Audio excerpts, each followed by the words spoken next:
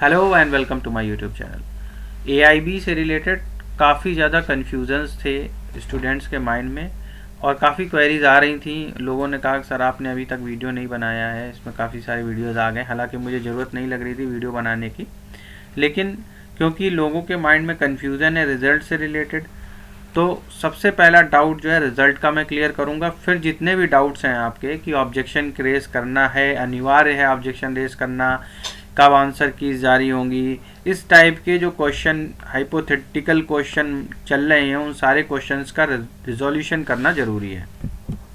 तो इसलिए specially video डाला गया है कि ज़्यादा पैनिक होने की ज़रूरत नहीं है। वन बाय वन करके एक एक करके टैकल करते हैं इसको। तो सबसे पहला जो क्वेश्चन है वो क्वेश्चन ये कि सर आंसर की तो मैच नहीं कर रही हैं हमारी, तो फिर रिज़ल्ट।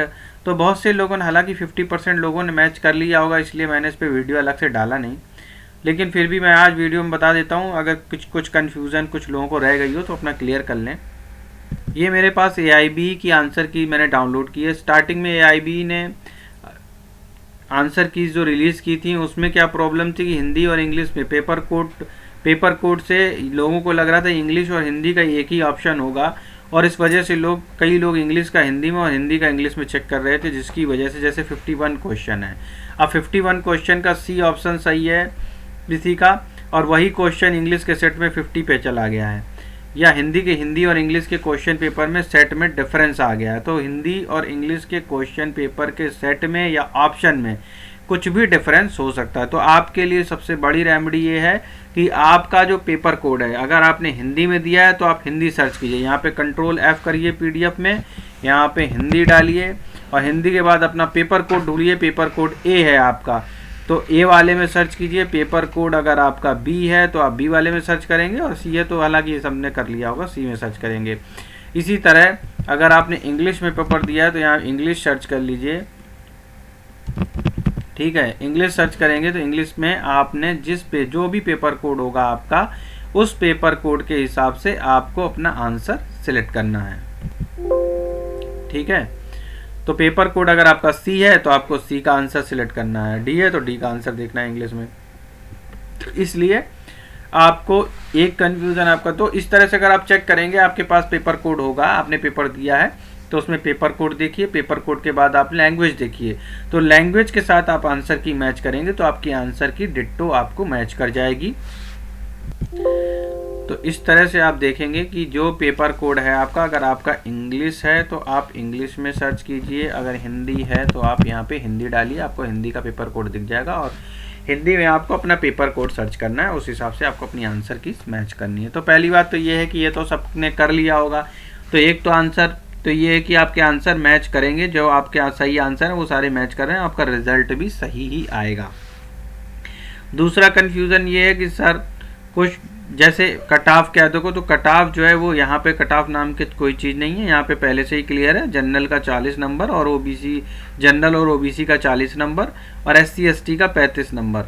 इस पे जिन्होंने 40 नंबर सही किए जनरल में वो पास हैं, और जिन्होंने 35 नंबर SC ST में सही किए वो पास हैं।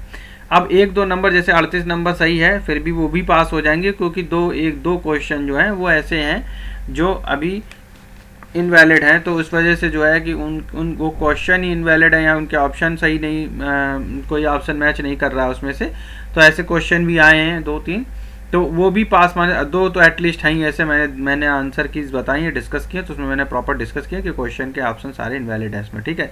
तो वो दो क्वेश्चन जिन्होंने उसका ग्रेस मिलेगा, तो यानी कि 38 नंबर जनरल में और 33 मार्क्स SC ST में पास हैं यहाँ पे। तो इस तरह से आपको कट ऑफ की कन्फ्यूज़न दूर हो गई। तीसरी क्वेश्चन, सर 38 नंबर भी नहीं आ रहे हैं, 35 हैं, लेकिन मुझे डाउट है कि 3 क्वेश्चन जो है मेरे वो एकदम सही हैं, वो आंसर बार काउंसिल नहीं गलत किए। तो सबसे पहले ऑप्शन है कि ऑब्जेक्शन रेज करने का।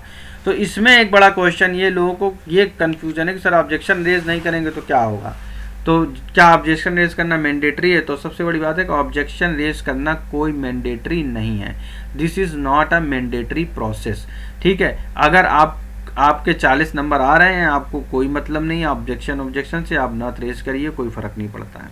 जिसके नंबर 38 से भी नीचे आ रहे हैं वो अगर ऑब्जेक्शन रेज कर नहीं भी उसने किया है, अगर किसी दूसरे ने कर दिया है, और मतलब कोई भी करेगा एक, तो सही तो सबके लिए होगा। तो भी उसका सही हो जाएगा उसमें। लेकिन फिर भी मान लो अगर बैड लक ये हुआ कि आपके 37 नंबर आ रहे हैं, आप एक नंबर से लटक रहे हो और आपको पता है कि 100% ये मेरा सही है, तो आप ऑब्जेक्शन रेज कैसे करें? तो सबसे पहले ऑब्जेक्शन रेज करने का तरीका है कि AIB की वेबसाइट पे जाइए। वेबसाइट में जाने के बाद आप वहाँ पे अपना रोल नंबर और डेट ऑफ बर्थ डाल के लॉगिन कीजिए। जब वहाँ पे आप लॉगिन करेंगे तो वहाँ पे आपको क्लिक करना है आंसर कीज ऑब्जेक्शंस पे। अब जब ऑप्शन आंसर की ऑब्जेक्शन पे क्लिक करेंगे तो वहाँ पे पेपर कोड आएगा, आपको अपना पेपर कोड सिलेक्ट करना है। पेपर कोड में सिलेक्ट करने के बाद क्वेश्चन नंबर जिस पे आपको डाउट है वो क्वेश्चन नंबर आप सिलेक्ट करेंगे तो उसका सही आंसर जो आंसर बार काउंसिल की तरफ से आया वो लिख के आएगा। अब उसमें आप अपना रिमार्क्स डालिए। आप अपने रिमार्क्स जब डालेंगे कि ये इस हिसाब से सही होगा, और जिस तथ्य के आधार पर, जिस फैक्ट के आधार पर वो रिमार्क्स आप डाल रहे हो वो फैक्ट आप वहाँ अटैच कर दीजिए और सबमिट कर दीजिए। ये इतना सिंपल सा प्रोसेस है ऑब्जेक्शन रेज करने का। तो इस तरह से अगर आप ऑब्जेक्शन रेज कर देंगे तो आपका आंसर जो है अगर कंसीडर हो जाता है तो आपको बार काउंसिल की तरफ से ये क्लियरिटी हो जाएगी आपकी कि आपका आंसर क्लियर हो गया है और आपका AIB में तो आपका काउंट मार्क्स जो है, इसकी जो है कल लास्ट डेट है 20th इसकी लास्ट डेट है। तो बार काउंसिल की अगर आप वेबसाइट पे जाएंगे ऑल इंडिया बार एग्जामिनेशन पे, मैं दिखा दे, तो ऑल इंडिया बार एग्जामिनेशन पे अगर आप जाएंगे तो यहाँ पे लिखा हुआ है objection window will be open till 20th February 2023 23.59 hours, यानी कल पूरे दिन के लिए विंडो खुली है। कल आपके पास पूरा मौका है, आप ऑब्जेक्शन की सबमिट कर सकते हैं कल तक। अब देखो जब कल ही आप ऑब्जेक्शन सबमिट करोगे तो तुरंत 21 तारीख को तो रिजल्ट आ नहीं जाएगा। तो जो 21 की अफवाह उड़ रही है कि रिजल्ट 21 को आएगा, रिजल्ट 21 को आएगा, ऐसा कुछ नहीं, रिजल्ट 21 को नहीं आएगा। 20 के बाद फिर ये ऑब्जेक्शन एक्यूमुलेट होंगे, उसके बाद सही आंसर की रिलीज़ की जाएगी कि ऑब्जेक्शन के साथ ये ऑब्जेक्शन कंसीडर करके आंसर की रिलीज़ की जाएगी, और उसके बाद कहीं आपका रिज़ल्ट आएगा। तो रिज़ल्ट जो है वो फेब एंड तक आने की पॉसिबिलिटी है या फिर मार्च में भी रिज़ल्ट आ सकता है। तो ऐसा कोई हाच एंड फौच नहीं है कि आपका किस तारीख को रिज़ल्ट आ ही जाएगा। हो सकता है आपका ऑब्जेक्शन की जब रेज करेंगे उसके एक हफ्ते के बाद आंसर की रिलीज़ हो जाएगी। अभी कोई भी बार काउंसिल की तरफ से ना नोटिफिकेशन आया है और ना ही किसी तरह का यह आया कि जो है ऑब्जेक्शन के आंसर की कब रिलीज़ होंगी।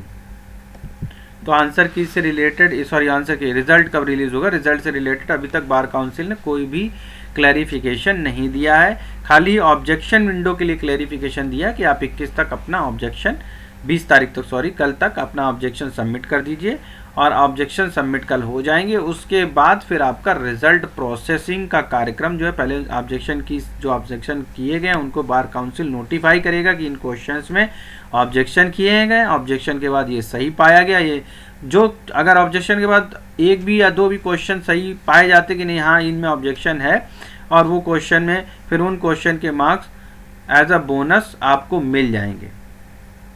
ठीक है, तो क्योंकि क्वेश्चन ही गलत हो गया तो क्वेश्चन ही कंसीडर नहीं किया जाएगा, तो उन क्वेश्चन के मार्क्स सबको मिल जाएंगे। तो इस तरह से ये एक प्रोसेस है, पूरा समझ में आ गया होगा मेरे ख्याल से आपको कि बार काउंसिल का जो रिज़ल्ट है वो अभी नहीं आ रहा है, फेब एंड तक आने की पूरी पॉसिबिलिटीज़ है। 21 तारीख के बाद एक हफ्ते का समय बार काउंसिल को आई गेस लगना चाहिए, ताकि वो सारी चीज़ों को सत्यापित करेगा, उसके बाद सही आंसर की रिलीज़ करेगा ऑब्जेक्शन को इंक्लूड करके। तो ऑब्जेक्शन को इंक्लूड करेगा, अगर किसी के मान लो आंसर कीज में ही गलत, बार काउंसिल की तरफ से आंसर की सही बी, किसी क्वेश्चन का आंसर बी सही लगाया गया है और आपके हिसाब से उसका आंसर सी है, तो ये क्वेश्चन तो गलत नहीं हुआ, तो इसमें सबको नंबर नहीं मिलेगा। उसमें जो है जो अगर ऑब्जेक्शन सही पाया जाता है सी आंसर है तो जिनने बी लगाया उनके कट जाएंगे, जिसका सी होगा उसको मिल जाएगा नंबर। तो इस तरह से ये सारे ऑब्जेक्शन आई गेस मैंने क्लियर कर, तो आप लोग देख लीजिए AIB के रिजल्ट से रिलेटेड जितनी भी कन्फ्यूज़न है मैंने पूरी तरीके से सॉल्व करने की कोशिश की थी। रिज़ल्ट के लिए आप वेट कर लीजिए, कुछ ही दिनों में आपको रिज़ल्ट मिल जाएगा। साथ ही साथ एक नोटिफिकेशन ये है कि जो भी लोग हमारा लॉ का बैच ज्वाइन करना चाहते हैं, फाउंडेशन कोर्स करना चाहते हैं या फिर क्रिमिनल या सिविल कोर्सेज़ में इंटरेस्टेड हैं वो ज्वाइन कर सकते हैं, सिविल कोर्सेज़ या फिर क्रिमिनल कोर्सेज़।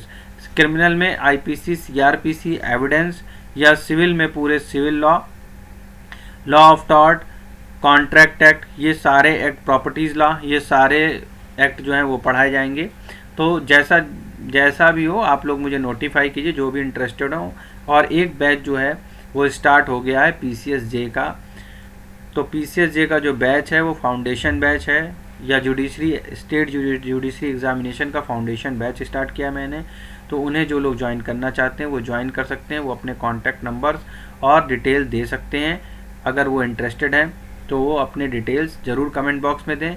और लाइक, सब्सक्राइब और शेयर करना ना भूलें। इस चैनल पे बहुत सारी अपडेट्स आती हैं। सारी अपडेट्स के लिए, एकदम अपडेटेड रहने के लिए आपको ये चैनल सब्सक्राइब करना बहुत ज़रूरी है।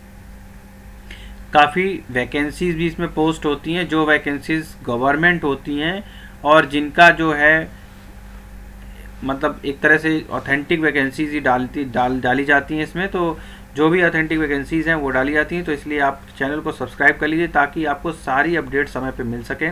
बिहार जुडिशरी का एग्ज़ाम आने वाला है, तो बिहार जुडिशरी का भी नोटिफिकेशन आ रहा है। काफ़ी सारी जुडिशरी वैकेंसीज़ हैं इस बार, तो मौका अच्छा है। जो लोग तैयारी करना चाहते हैं, जो लोग चाह रहे हैं कि तैयारी मेरी अच्छी है या मेरी लमसम तैयारी है या फिर मेरी प्रीलिम्स अच्छी नहीं है, वो मुझसे ज़रूर संपर्क करें।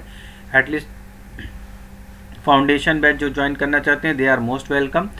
और क्वेश्चन जिनके मन में है कि सर मेरा जो है तैयारी करने के लिए क्या कोचिंग ज़रूरी है, तो इसका एक सही सा आंसर ये है कि हाँ भाई, कोचिंग ज़रूरी है, क्योंकि जुडिशरी का एग्ज़ाम है, बच्चों का खेल नहीं है।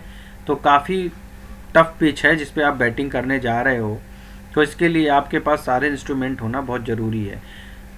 डिफरेंस क्या होता है जब आप जुडिशरी की कोचिंग नहीं लेते हो और सेल्फ स्टडी करते हो, तो सबसे बड़ी बात है कि सेल्फ स्टडी में से अगर आप वाकई में सीरियस हो और आप प्रॉपर टाइम दे पा रहे हो तब तो ठीक है।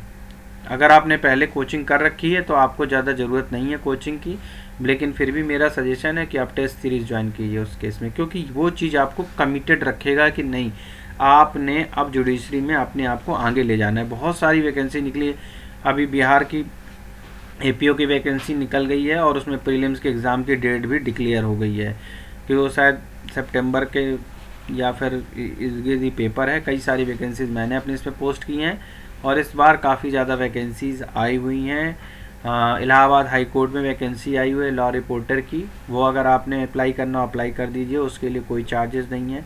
कई सारी वैकेंसीज़ की अपडेट यहाँ पे मिल रही हैं आपको। आप चैनल को सब्सक्राइब कर लीजिए ताकि सारी अपडेट आपको मिल सके। एक बार और अनाउंसमेंट कर देता हूँ, अगर जिनको फाउंडेशन बैच ज्वाइन करना है लॉ का, या जिनको लॉ के सब्जेक्ट मैटर में इंटरेस्ट है, वो चाहते हैं कि हमारा मंथली सब्सक्रिप्शन हो जाए कि ताकि मेरी लॉ की नॉलेज अप टू डेट रहे, वो अपना मंथली सब्सक्रिप्शन करा सकते हैं। बेयर मिनिमम चार्जेस हैं और वो मुझे अपनी डिटेल देंगे, उनका मैं मंथली सब्सक्रिप्शन कर दूंगा। हिंदी इंग्लिश दोनों में नॉलेज प्रोवाइड की जाएगी। तो आप लोग इसको ज़रूर ज्वाइन कीजिए, काफ़ी बेनिफिशियल है, आपके डे टू डे प्रैक्टिस में भी काफ़ी काम आएगा। Thank you for watching us. Please like, share and subscribe.